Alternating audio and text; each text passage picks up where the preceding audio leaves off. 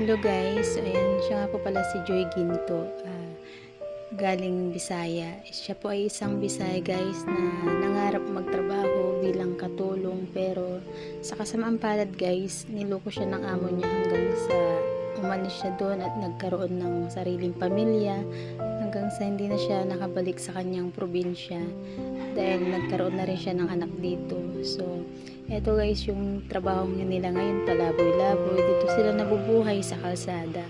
So, nakakaawa talaga guys yung ganitong mga tao. So, sana yung mga taong mabubuting puso dyan, kung may gusto kayong ipaabot kay Ate Joy, kay Joy, mag-PM lang po kayo sa akin kasi makakarating po sa kanya yung tulong na ibibigay nyo kahit konti lang. So, pati ako guys, magbibigay din ako ng konting tulong sa kanya. Hospital kasi. Taga saan kayo po? Bisaya kami. Saan sa Bisaya? Sa Aklan po kami. Paano po kayo napadpad dito? Matagal ako dito kasi wala pa akong asawa.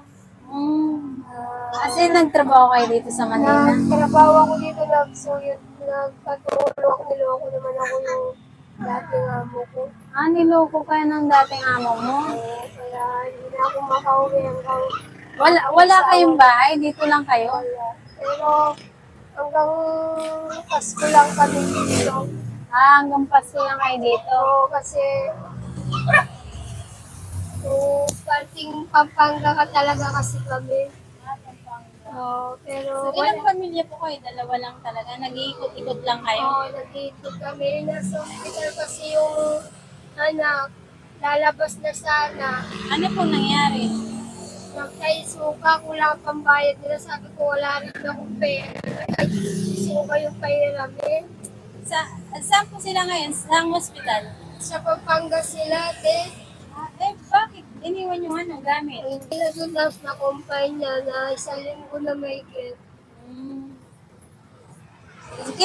Saan po kayo madalas naglalagi? Dito lang kami, isang umiikot-ikot kami. Pero pag araw ng Pasko, dito kami 24 hanggang 25. Dito lang po. Oo, dito. Sige po, pag babalikan ko kayo dito. Andito na kaya sila? Hindi ko lang po alam kasi paano sila ng pera sa akin kasi para makalabas sana yung bago. Ayaw niyo umuwi ng Aklan? Mahirap din dun ma'am. Kung talagang gusto sana kami tulungan yung talagang may pagsimula ka doon sa mahirap din sa akin. Mahirap din. Wala kang sarili. Ano doon? Kasi pag nagtanim ka ng palay doon, kailangan mo may sarili kang tubigan, pump. May sarili kang pump yung bang sariling tubig. Kasi pag wala ka, maghintay ka pa ng tubig na negasyon, itong daragin pa itong December. So, Pasko po dito kayo So, lang? ang gusto nga namin sana, kung may tutulong sa amin sa Pasko, uwi na lang sana kami sa unang kapo sa bahay ng asawa ko. May lupa doon yung kapatid, hindi naman tinitira. Siyempre, kailangan namin doon, pambili namin ng lero. Ticket po ba? Hindi, kahit Pamasahe? dadalhin namin yung bike papunta doon kasi kailangan namin doon pambili lang ng mga lero sa mga papo-papo. Kasi para makakagawa kami ng Paano nyo dadalhin to? Nagpabike kami, ma'am. Bike, papunta Olongapo? Oo, kasi hindi namin ito pwedeng iwanan, ma'am, kasi paghanap buhay namin to doon. Kailangan pangalakan namin doon, ma'am, eh. Ano kaya kung benta nyo na lang tapos doon na lang kayo bumili? Mahal po doon, ma'am, pagbago. Ang bago po nito, nasa 12,000, ma'am. 12,000. Opo. Kasi, Magkano po yung pamasahe nyo papuntang Olongapo? una lang naman po, kaso mamang, siyempre kung bibigyan na lang sana kami ng pamasahe, hindi na kami mamamasahe kasi ang gusto namin, makagawa kami ng kubo doon. Kailangan namin Kubo. kasi mga yero, mga kawit.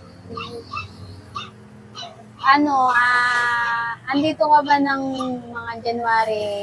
Wala ako sa January. Hanggang Pasko lang. Ay, hanggang Pasko lang? Nag-aaral kasi yung panganay ko. Nag-aaral kasi ako. Bakasyon na. Wala lang klase ngayon, kaya Sige po. nandito lang. Anong pangalan mo po?